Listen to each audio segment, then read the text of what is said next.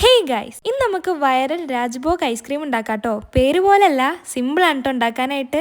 അതിനായിട്ട് ഒരു കടായി അടുപ്പത്തേക്ക് വെക്കുക. എന്നിട്ട് അതിലേക്ക് 2 കപ്പ് പാൽ ഒഴിച്ചു കൊടുക്കുക. അതിൽ കുറച്ച് കട്ടിയായിട്ടുള്ള പാലും കൂടി ഉണ്ട് കേട്ടോ. എന്നിട്ട് അതിലേക്ക് ഒരു 10 റസ്ക് ഇട്ട് കൊടുക്കുക. ഞാൻ ആദ്യമായിട്ട് ഉണ്ടാക്കണോണ്ട് കുറച്ചാണ് കേട്ടോ ഉണ്ടാക്കണുള്ളൂ.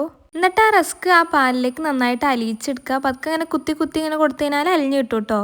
എന്നിട്ട് അതിലേക്ക് കുറച്ച് ബദാമും അതേപോലെ കാഷ്യൂനട്ട് ഇട്ട് കൊടുക്കുക. നന്നായിട്ട് മിക്സ് ചെയ്തിട്ട് യോജിപ്പിച്ചെടുക്കുക. പിന്നെ അതിലേക്ക് ആവശ്യത്തിനുള്ള പഞ്ചസാര ഇട്ട് കൊടുക്കുക. ഇതൊക്കെ നിങ്ങളുടെ അളവിന് കൂട്ടിയും കുറച്ചൊക്കെ ഇടാം കേട്ടോ. പിന്നെ ഇതിലേക്ക് ഒരു ഫ്ലേവറിന് വേണ്ടിയിട്ട് ഒരു ഏലക്ക ഇട്ട് കൊടുക്കണം കേട്ടോ.